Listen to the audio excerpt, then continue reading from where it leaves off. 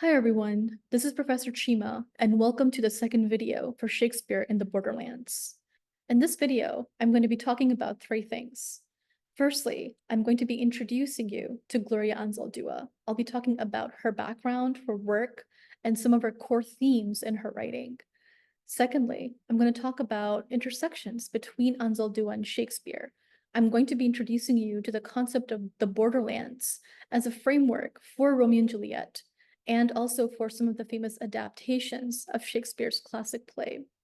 And thirdly, I'm going to talk about the historical context and cultural impact of Romeo and Juliet. This week, I'm going to be assigning you Act 1 of Romeo and Juliet alongside two other supplementary texts. The first is an interview conducted by the Shakespeare Unlimited podcast with Professor Ambereen Dadabhoy on race and blackness in Elizabethan England. The reason that I'm assigning you this particular podcast is that interspersed throughout the first act of Romeo and Juliet, you will find numerous symbols, references, metaphors of blackness. And I want you to think about why that's there. What sort of work does this kind of cultural imaginary of blackness do within the most beautiful scenes of Romeo and Juliet? And what sorts of things in the real world at Shakespeare's time might these images be referring to? Ambereen Dadabhoy is Associate Professor of Literature at Harvey Mudd College. She researches context zones and cultural encounters in the Renaissance and early modern world, which is a time when Shakespeare was writing. And specifically, she focuses on relations between England and the Mediterranean, specifically North Africa and the Ottoman Empire. Dr. Dadabhoy is the author of Shakespeare Through Islamic Worlds, which is a book that was recently published in 2023. And in addition to that, she's written numerous articles on Shakespeare and early modern English plays in journals and edited books. And the second supplemental text that I'm going to be assigning you this week is the introduction to Borderlands La Frontera de New Mestiza, which is a classic text published in 1987 by feminist and Chicanx writer and activist and scholar Gloria Anzaldúa. Borderlands and La Prieta, which is an essay that she wrote separately but then later included within the book, are these works that have become foundational to feminist studies, to Chicanx literature, to Latinx literature, and to queer studies. So again, her writings are just now considered to be part of the canon, really. She also co-edited this book called This Bridge Called My Back, Writings by Radical Women of Color, with fellow Chicanx writer and feminist activist Sherry Moraga. And this anthology, again, has just become a foundational text in feminist studies. A lot of her constructs, such as borderlands or Nepantla is a Nahuatl word, which means in-betweenness, and Nahuatl is the traditional language of the Aztec Empire. So many of her core concepts are about questioning binaries, right? Thinking through these dividing lines that we create and coming up with the way we conceptualize things in our normal cultural experience, right? So the way we separate between things or the way we distinguish between things, they do involve binaries. And so a lot of her critical intervention is about breaking that down and critically interrogating that. In Borderlands La Frontera, there's so many incredible things that she says about borderlands, but one definition that I want you to pay attention to is her definition of the borderlands as physically present whenever two or more cultures edge each other, where people of different races occupy the same territory, where the lower, middle, and upper classes touch one another, right? And so this idea of the borderlands as a space where different cultural influences, where different social groups, where different sort of cultural representations, right? Sort of like meet and meld with one another, encounter with one another, sometimes violently, sometimes harmoniously, sometimes productively, and create something new, right? And so I want you to think about the definition and others within that particular preface. Some things to pay attention to in Anzaldúa as you read her is the fact that her writing style reinforces her message. So she doesn't really write within one particular genre or style. She includes these elements of many different writing styles and genres in the way that she writes and expresses herself. And I think that this leads to the power and communicativeness of her ideas. So in her writing, you'll find that she melds things such as autobiography, poetry, historical narratives, and myths, right? So the way that she's writing, this rhythm, this cadence, the references, the use of this mixing between the first person, the second person, the third person, these are, again, signals that she's taking different genres and putting them together, which again is very fitting to her idea of the borderlands. Having discussed Anzaldúa's ideas, I want to pull back and discuss some intersections between Shakespeare and Anzaldúa. So Shakespeare's Romeo and Juliet is the story of tragic love between two people who try to meet and have a relationship despite all kinds of borders, internal and external, physical and metaphorical. So as you read the play, something that I want you to think about is what kinds of borders does the play depict? So once again, remember, borders can not only refer to lines on a map or something territorial or something, that's real, but also to something metaphorical. It can refer to hierarchical kinds of relationships that organize social relations, human relations, cultural relations, right? So what are those hierarchies that make it very difficult for a love like this to thrive? Are you finding gender issues at play? Are you finding class issues in this particular play? Are you finding issues with aristocracy, with nobility? Are you finding any references to race, right? So these are things that you can consider when reading Shakespeare and not only looking at the text of the story, but also the language that Shakespeare uses, the kind of references and wordplay, that kind of thing as well. So in addition, given the fact that Romeo and Juliet is one of the most widely adapted plays in our film and media culture, what does this say about borders and hierarchies in our contemporary American culture? Why does this play have so many productions every single year here in 21st century America?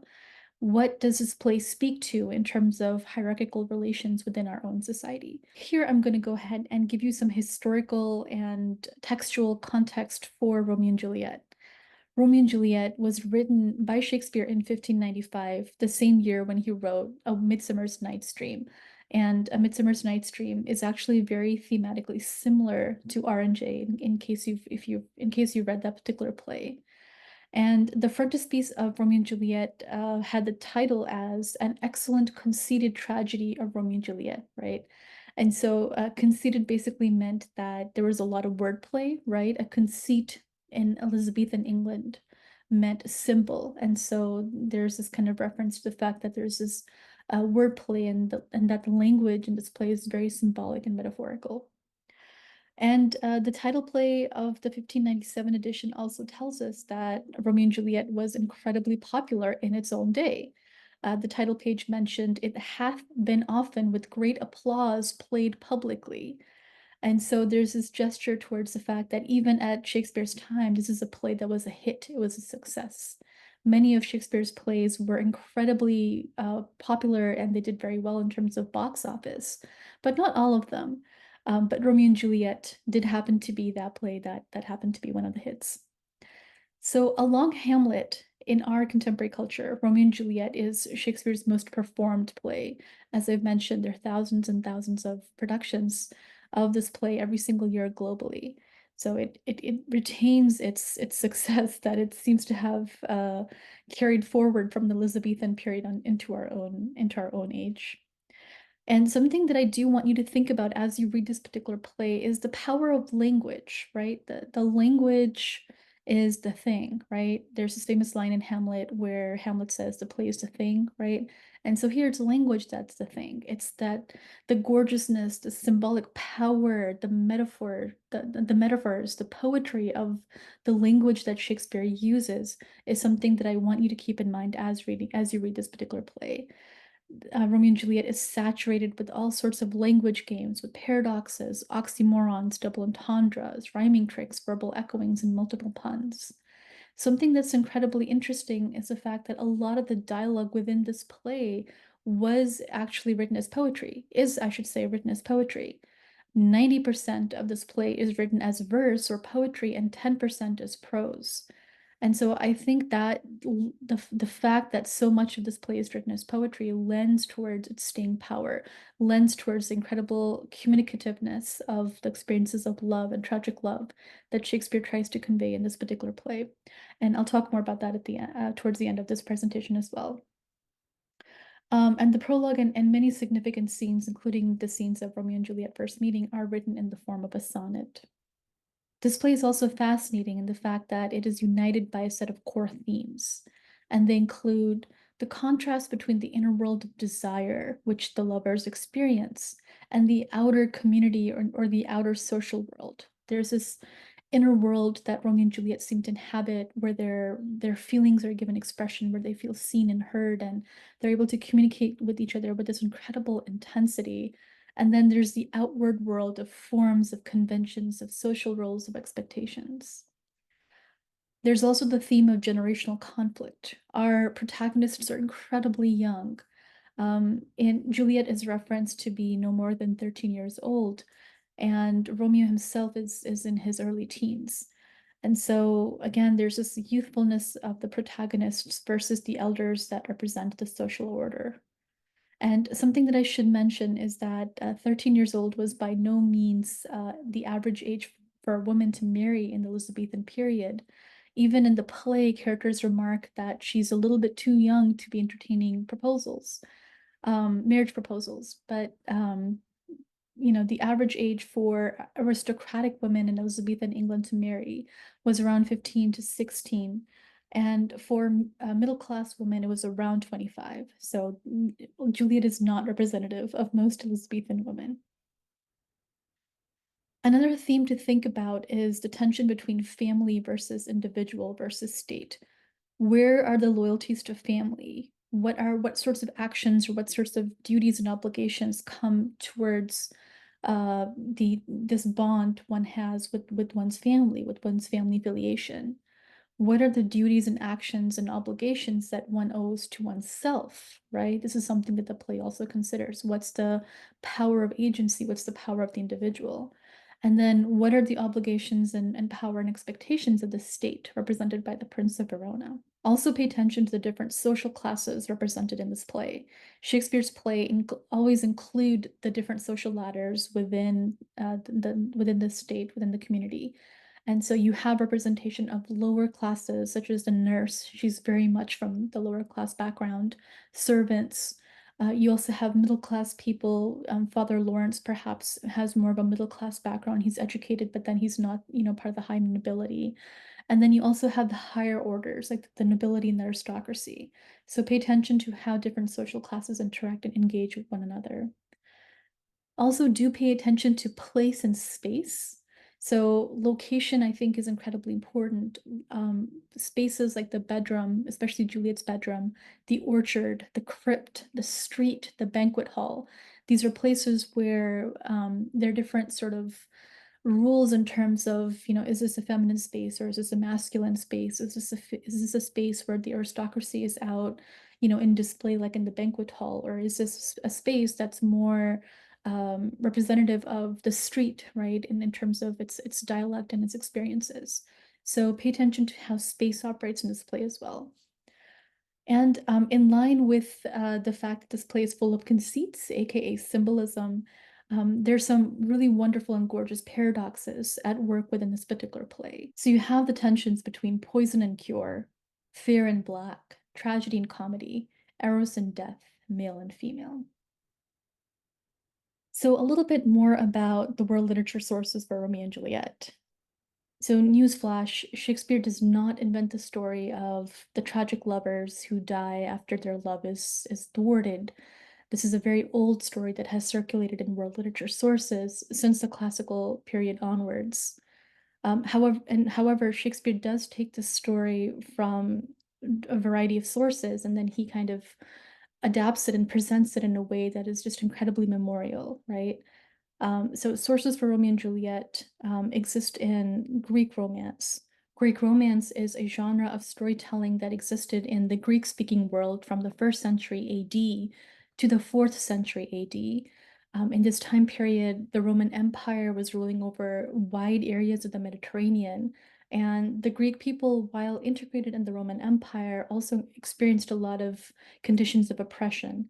And so this story cycle of two lovers who are separated by trial and tribulation and have to undergo a lot of difficulties before they can get together is a story cycle that came out of this time period. And one of its most representative texts includes Heliodorus's Ethiopica, or the Ethiopian story, which was written in between the 3rd and 4th centuries CE. And Heliodorus was actually a Greek-speaking Christian bishop, and so many people suspect that this particular story had some allegorical influences. Romeo and Juliet sources can also be found in Arabic literature, specifically Arabic poetry. In the 8th century, in the Arabian Peninsula, we find some poem cycles and also prose story versions of that poem cycle called the story of Layla and Majnun, or the story of Layla and Majnun literally means the man who's gone crazy over love, right? And so this particular story cycle was incredibly influential and just circulated worldwide, and including in Spain, where it evolves and becomes the story of Bayard and Riyadh in the 13th century. And interesting fact, Queen Isabella of Spain, who launched and won the Reconquista in 1492, she usually incorporated a lot of Moorish style in her clothing and her jewelry. And she had this pin with some of the characters from the story of Bayard and Riyadh embroidered on this pin. So just as a way to show its cross-cultural influence. And of course, we find its echoes and its versions within French and Italian sources. The Italian city-state setting for Shakespeare's Romeo and Juliet can be dated from the 13th century CE. Dante Alighieri, who wrote the Divine Comedy, warns the Holy Roman Emperor Albert I in the Purgatorio, which is the second volume of the Divine Comedy, that he needs to keep an eye out for the feuding families of Montecchi and Cappelletti. So just from the names, you can kind of tell again that this is where we're getting the Montagues and the Capulets from. So apparently there was an example of a story of tragic love from this particular family feud, because Luigi da Porto in 1530 writes the story of Giulietta Cappelletti and Romeo Montecchi about a Capulet girl and a Montecchi boy who fall in love and who end up killing themselves when they can't get together. This particular story is adapted by Italian romance writer Matteo Bandello in his novelle or his novellas in 1554. And Bandello's novellas were widely read in England in Shakespeare's time, so this possibly could be a source that influenced Shakespeare. And so this story is also mentioned in French sources, specifically in Pierre Boistow's Histoire tragique, written in 1559. So we also do have more immediate English literary sources for Romeo and Juliet. William Painter in The Palace of Pleasure in 1567 writes of this particular story of the Montagues and the Capulets. Arthur Brooke then takes it up from Painter and from the earlier French and Italian sources and creates a poem out of it called The Tragical History of Romeus and Juliet. And this particular poem was written in 1562, reprinted in 1582 and 1587. And so this possibly could be a more immediate source for Shakespeare's play. But once again, the differences between the Brooke version and Shakespeare's version is a difference between night and day. As scholar Frank Harmode has said, to read Brooke with the play in mind is to be struck repeatedly by the easy skill with which Shakespeare has transformed the tale into a dramatic action, altering and compressing to make a sharp theatrical point, telescoping events, expanding such characters as a nurse and Mercutio, cutting material and inventing new episodes. Considered in relation to its source, it is one of the dramatist's most brilliant transformations. So once again, it's not the fact that this is a new story or a story that was, especially innovated or developed by Shakespeare, but it's rather how Shakespeare told the story, right? He told it in a way that is, in terms of the poetry, in terms of the characterization, in terms of the dialogue, in the most memorable way. And that is why we have Romeo and Juliet. I also do want to give a shout out to some important film adaptations, which have led Romeo and Juliet to be very well represented in the world of media and, and cinema. I think one of the most endearing classic film adaptations is a 1968 version by Italian director Franco Zeffirelli that starred Olivia Hussey and Leonard Whiting as Romeo and Juliet. And this really is gold standard. It's just everything about this production is incredibly gorgeous. Like the soundtracks, the actors, the score. He filmed it in the actual city of Verona, and the characters wear Italian Renaissance clothing. So it just has this kind of sort of historical feeling, this feeling of historical accuracy, which again lends to the mood. We also have the 1996 version, Romeo plus Juliet, by Australian director Baz Luhrmann, starring a very young Leo DiCaprio and Claire Danes. And this one is much more poppy. It's centered in Los Angeles. I think he makes some brilliant creative choices. It's not my personal favorite, but I think again it is a brilliant version of the play. And recently, of course, there's the 2013 version directed by Carle, starring Haley Steinfeld. It didn't do so well in terms of box office, but it does speak to the continuing attraction that we have for this story within our culture. Besides those classic film productions of Romeo and Juliet, I also want to mention some other productions which are more immediately linked to contemporary stage history.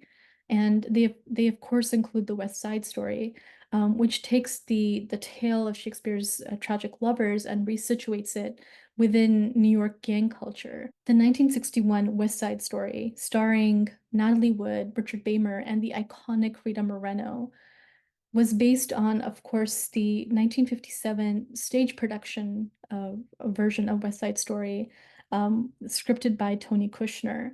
And the Kushner Broadway production and the 1961 film has gone on to become this iconic piece of culture that seems to have its own footprint even apart from the original.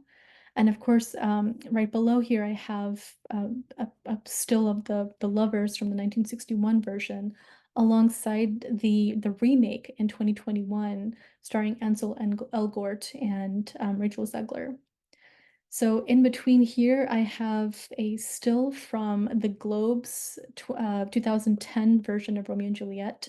So the Globe, of course, is it's the name of Shakespeare's original theater where he produced many of his plays, but of course the original burned down. And so the Globe now is this incredible theatrical space that was rebuilt and redesigned in London on the pattern of the old Shakespearean theater. This particular play starred Ellie Kendrick and Tomiwa Idun. Another important theatrical production of the play includes the 2013 Broadway version starring Orlando Bloom and Condola Rashad. I wager a number of you are fans of manga, and there are a number of manga and graphic novel versions of Romeo and Juliet that I want to call out as well. There's the manga version of Romeo and Juliet, created by Crystal Chan and illustrator Julian Choi by Manga Classics in 2020. And so this one, again, they're kind of drawn in sort of like shoujo style, but the story is pretty much faithful to William Shakespeare's version. The manga Shakespeare one, created in 2007 by illustrator Sonia Leong, I think is much more interesting. It actually takes Shakespeare's story and repositions it in contemporary Japan. So you have Romeo and Juliet, the Montagues and the Capulets, as as a Yakuza family, an underworld family. And so I'm personally loving Juliet's redesign as a Yakuza princess. And you can see the Tokyo night sky right here in this panel below. An influential graphic novel version of Romeo and Juliet includes Romeo and Juliet: The War, released in 2011. And this was conceptualized by Stan Lee. This is the Stan Lee of the Marvel comic series. And it positions Romeo and Juliet in a post-apocalyptic future with the Capulets as genetically enhanced humans and the Montagues as cyborgs. And so I love dystopian fiction, and I think this is I think conceptually very rich adaptation of Romeo and Juliet. All right, so we're done with the context for the play, but before I let you go, I want to talk over the poetry because I want you to pay attention to the poetic rhythm and cadence of many of the key passages of Act One as you work through it. So keep an eye out for the sonnet form and what parts of the play are written as a sonnet. So, a sonnet basically is a form of poetry that was incredibly popular during the Renaissance that consists of three quatrains, which are four-line verses, right? A quatrain is a four-line verse. And then there's a final couplet, a pair of two lines at the very end. The quatrains have an A, B, A, B, C, D, C, D, E, F, E, F rhyme scheme, and then the couplet has a G, G matching rhyme scheme. So the prologue of Romeo and Juliet is written in the sonnet form. So for instance, we have two households, both alike in dignity, in fair Verona, where we lay our scene, from ancient grudge break to new mutiny, where civil blood makes civil hands unclean. So that is one quatrain. So we can see the AABB rhyme scheme right here. And the other thing to remember about the sonnet form is that each line is written in iambic pentameter. So iambic pentameter basically means that every single line of the poem has 5 iambs, and an iamb is a unit of 2 syllables consisting of an unstressed syllable placed next to a stressed syllable. So it gets this stately kind of rhythm. Da-dum, da-dum, da-dum, da-dum, right? So let's take a look at it right here. Two households, both alike in dignity, in fair Verona, where we lay our scene. From ancient grudge break to new mutiny, where civil blood makes civil hands unclean. From forth the fatal loins of these two foes, a pair of star-crossed lovers take their life, whose misadventured piteous overthrows do with their death bury their parents' strife. So with that, I've reached the end of the presentation. Good luck, and I'll see you next week.